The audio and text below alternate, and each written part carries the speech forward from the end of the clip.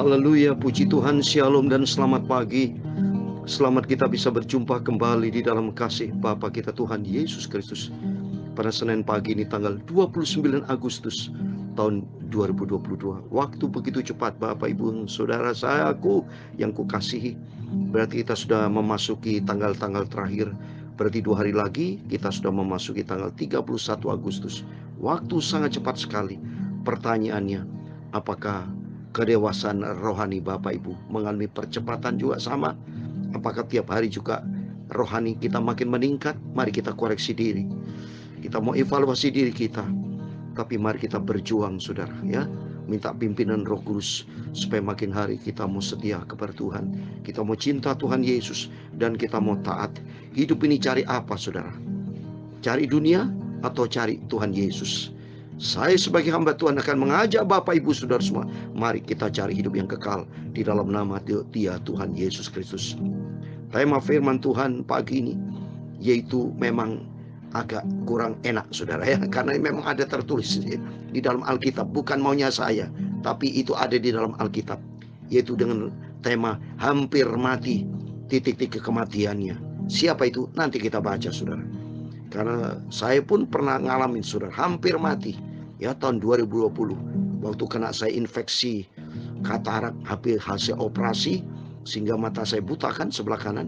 Itu karena terjadi infeksi yang super ganas. Kalau Tuhan tidak tolong saya, sudah tinggalkan dunia ini.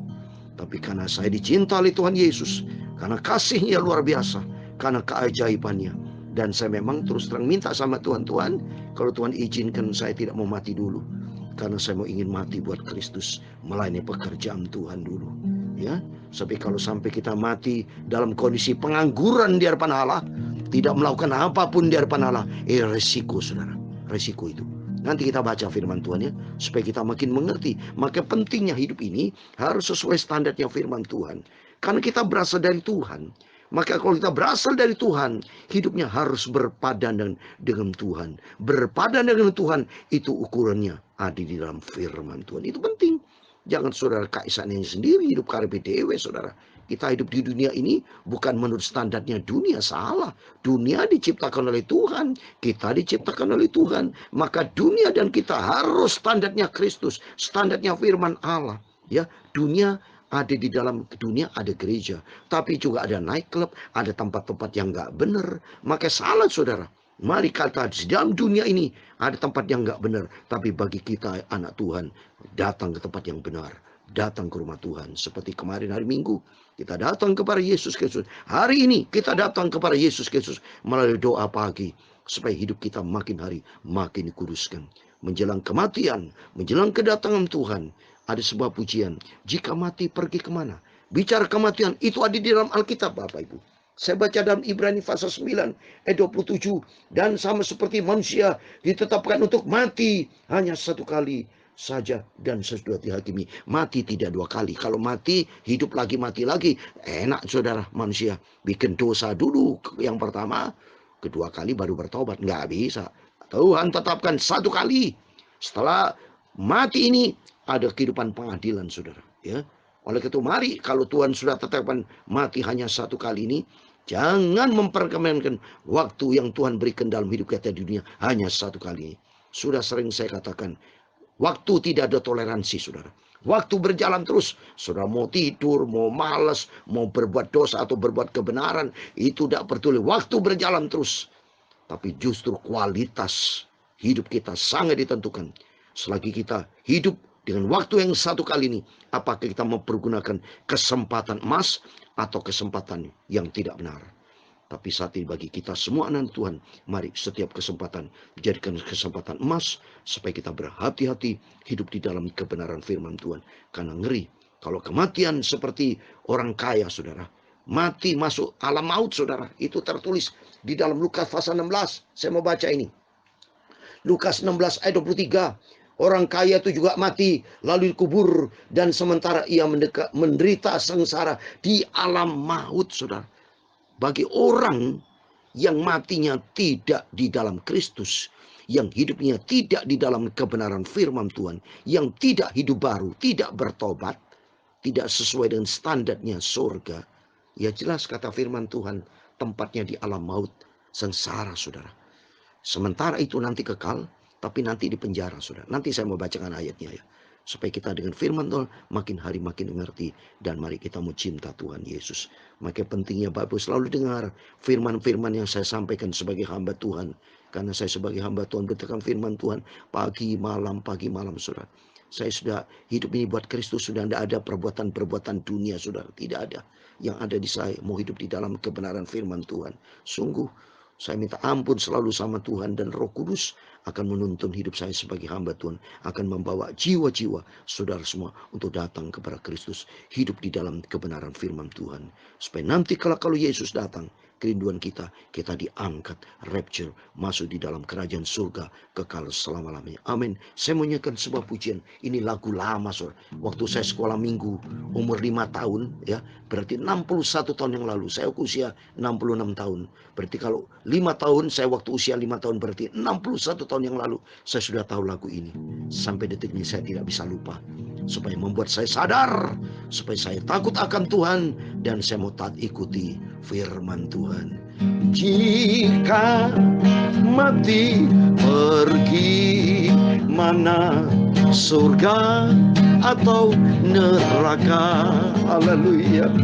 Surga senang selamanya, neraka duka cita sengsara.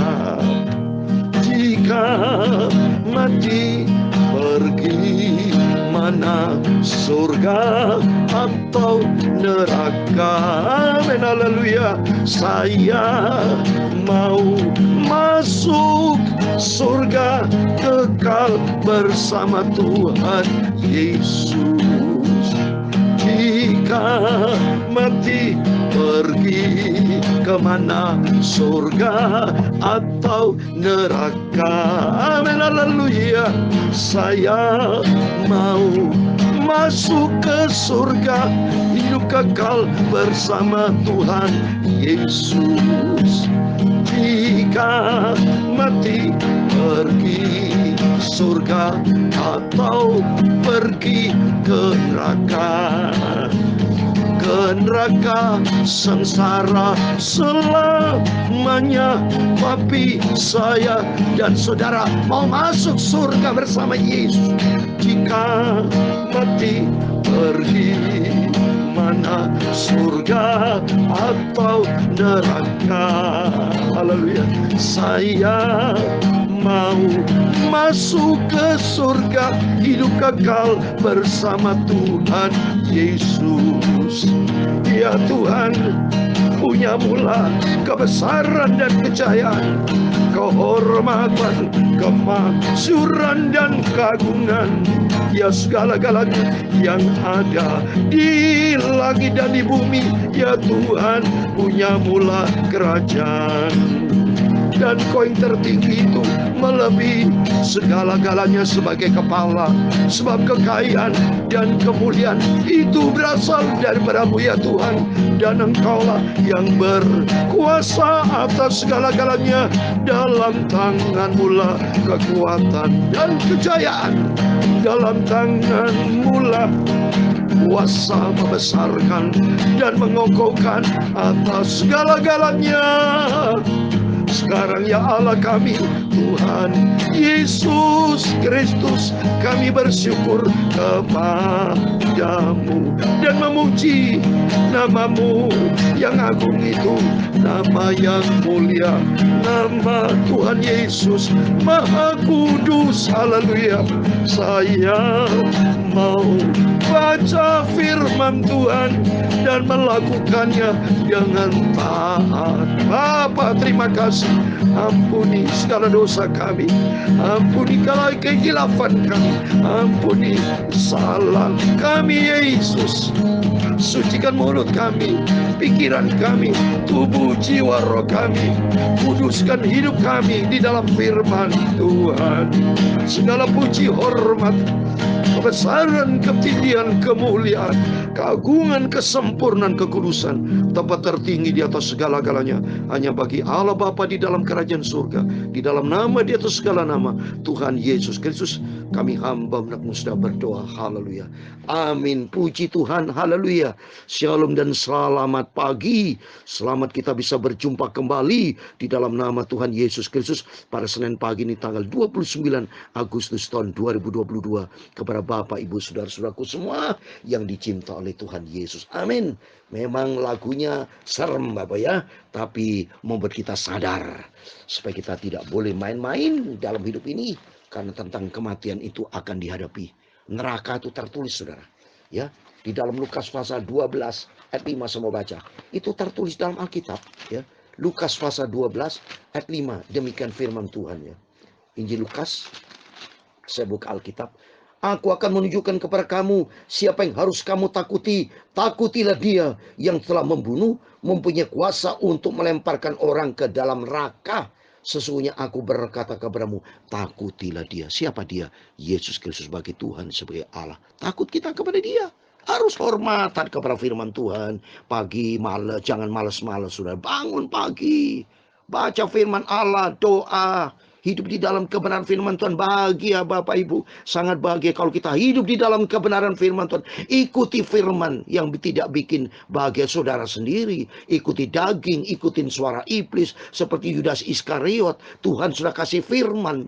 Jangan salahkan Tuhan. Jangan salahkan pendeta. Jangan salahkan siapapun. Lebih bagus nyala diri sendiri. Sadar dan bertobat. Hidup di dalam kebenaran firman Tuhan. Kata firman Tuhan, takutilah dia. Karena Tuhan juga berkuasa untuk membunuh. Nyawa ada di dalam tangan Tuhan. Baca Ayub 12 ayat 10.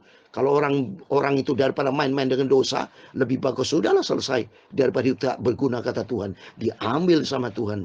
Dan resikonya, kalau hidup tidak berkenan sama Tuhan, dijebloskan masuk neraka. Seperti orang kaya tadi. Masuk ke dalam alam maut, sengsara buat selama-lamanya. Tapi di dalam nama Tuhan Yesus, kita semua hidup di dalam kerajaan surga. Mari kita baca puji Tuhan perjanjian lama saudara. Rutin tiap pagi perjanjian lama. Kemarin kita baca 2 Tawarikh pasal 31. Sudah finish. Sekarang pasal 32. Pokoknya rutin terus kita berurutan saudara. Ikuti baca firman Tuhan. Supaya sudah ada bukti. Wah, saya sudah baca firman Allah. Dari Kejadian sampai Malaki kalau perjanjian lama. Nanti perjanjian baru Matius sampai di Wahyu. Ini sudah mau ingin memasuki Wahyu saudara. Ikuti dengan setia sampai Tuhan Yesus datang kembali. Kesetiaan itu dilihat oleh Yesus loh. Saya tidak bisa melihat kesetiaan saudara. Karena saya beritakan firman. Saya tidak lihat saudara lagi baca firman Tuhan. Mendengar renungan saya atau tidak. Tapi Tuhan lihat. Saya sebagai hamba Tuhan. Saya berdoa kepada Tuhan. Diberkatilah Bapak Ibu Saudara. Yang merenungkan firman Tuhan. Yang mendengarkan firman Allah. Dan mau taat. Hidup kita diberkati. Amin. Saya mau baca 2 Tawarikh pasal 32. Ayat 24 sampai 33. Demikian firman Tuhan. Pada hari-hari itu Hizkia jatuh sakit. Sehingga hampir mati. Ia berdoa kepada Tuhan dan Tuhan berfirman kepadanya dan memberikannya suatu tanda ajaib. Tetapi Hizkia tidak berterima kasih atas kebaikan yang ditunjukkan kepadanya. Karena ia menjadi angkuh sehingga ia dan Yehuda dan Yerusalem ditimpa murka. Tetapi ia sadar akan keangkuhannya itu dan merendahkan diri bersama-sama dengan penduduk Yerusalem. Sehingga murka Tuhan tidak menimpa mereka pada zaman Hizkia. Hizkia mendapat kekayaan dan kemuliaan yang sangat besar. Ia membuat perbendaharaan untuk emas, perak, batu permata yang mahal-mahal, rempah-rempah, perisai-perisai, dan segala macam barang yang indah-indah. Juga tempat perbekalan untuk hasil gandum, untuk anggur dan minyak, dan kandang-kandang untuk berbagai jenis hewan besar, dan kandang-kandang untuk kawanan kambing domba. Ia mendirikan kota-kota, memperoleh banyak kambing domba dan lembu sapi, karena Allah mengaruniakan dia harta milik yang amat besar. Hizkia ini juga telah membendung aliran Gihon di sebelah hulu dan menyalurkannya ke hilir, ke sebelah barat, ke kota Daud. Hizkia berhasil dalam segala usahanya.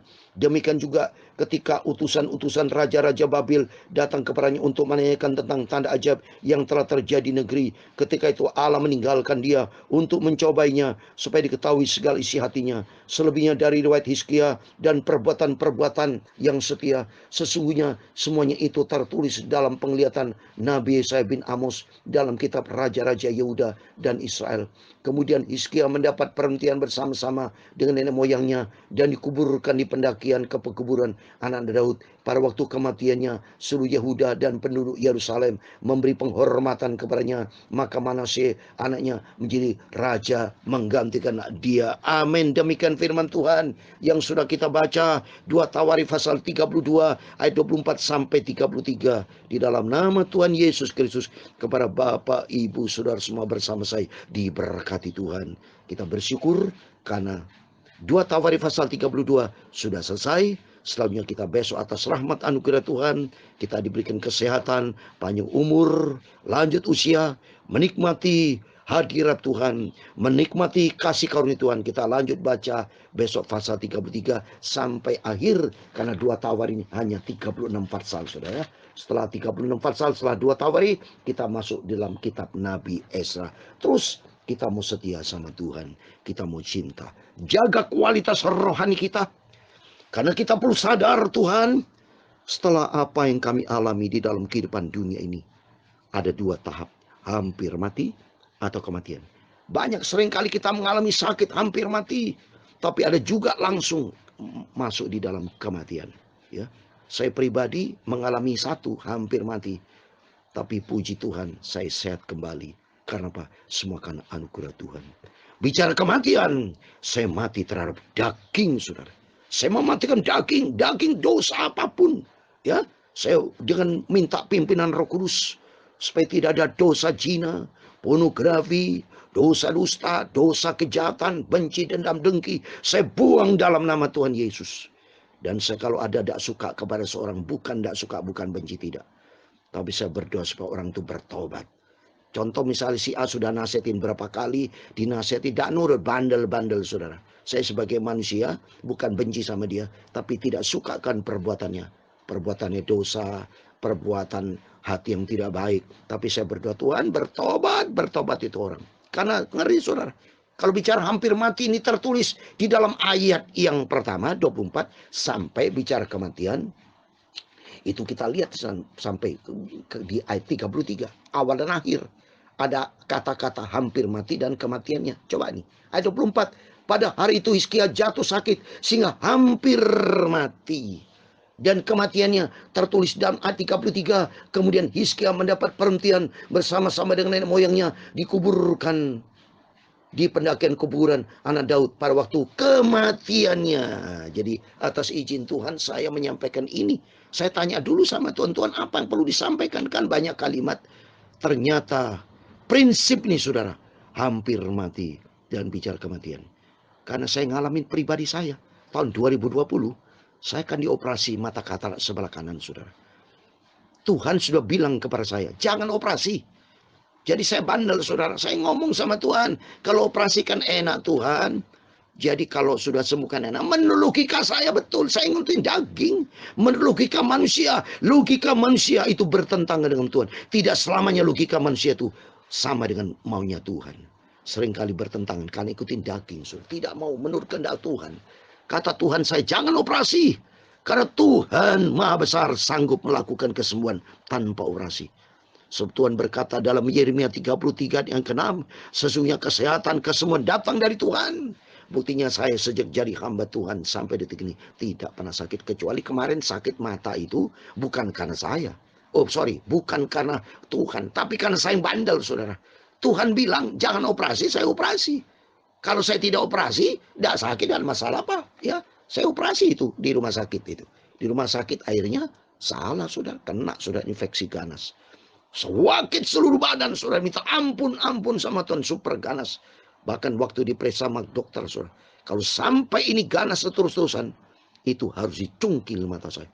Waduh, kalau sampai mata dicungkil, diganti mata palsu, berarti dalam tubuh saya tidak ada orisinil. Dalam tubuh saya masih orisinil 100%. Saudara. Ujung rambut saya tidak pernah operasi, tidak pernah ganti apapun, tidak pernah saya sehat 100%, masih orisinil. Saya nangis kepada Tuhan kalau sampai mata ciptaan Tuhan diganti dengan mata palsu, bikinan manusia. Saya tidak mau Tuhan, saya nangis sebagai hamba Tuhan. Ditunjukkan surga, saudara. Saya hampir mati itu. Kalau saya berkata ada suara Tuhan, mau tinggalkan dunia karena kelihatan roh saya diangkat. Karena saya sudah tidak bisa napas, saudara. Mati rasa. Seperti kena COVID itu sama. Waktu tahun 2020 masih COVID awal-awal tuh. Jadi para dokter belum tahu gejala COVID seperti itu. Tapi saya ngalami sudah tidak bisa napas. Sudah mati rasa. Jantung saya berdebar. Panas tinggi. Ya sudah tidak karu-karuan. Kepala sakit semua, periksa sama dokter. Super ganas sekali. Dan harus cungkil mata saya. Tapi saya minta ampun sama Tuhan pada waktu saya tidur di kamar itu berbaring. Saya belum tidur. Tapi berbaring lampu gelap. Saya menangis sama Tuhan, bertobat, minta ampun. Dan saya bernasar, saya mau berjanji, Tuhan, Kau berikan kesembuhan. Saya hidup mati buat Tuhan Yesus. Saya akan beritakan firman Tuhan pagi malam seperti ini. Saya beritakan firman Tuhan pagi malam karena nasar saya tahun 2020. Ternyata Tuhan berikan kehidupan saya waktu Dia di surga. Saya lihat malaikat, ternyata sukacita. Dan di kuping saya, saudara, dengar kalimat nyanyi. Surga, surga mulia. Surga, surga, surga mulia. Surga, surga mulia. Sukacita saya.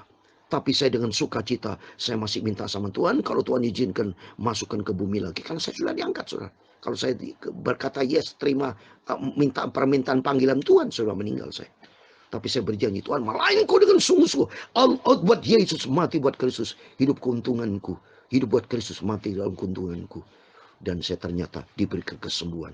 Mata kiri saya harusnya kena glukoma, ya, kena infeksi juga. Tapi puji Tuhan, karena saya dijamah oleh Roh Kudus, dijamah oleh Yesus, mata kiri sembuh sampai detik ini, tidak ada glukoma. Sehingga saya bisa pelayanan kembali, bisa melihat, baca firman Tuhan, bisa membaca firman Tuhan lengkap, berikan firman Tuhan, puji-pujian, nyetir mobil, pelayanan kemana-kemana. Saya sehat sempurna sampai detik ini, karena Yesus yang maha sempurna pelihara saudara saya. Ini bukti Yesus nyata. Oleh itu mari kita mencinta Tuhan, kita mau mengasihi Tuhan.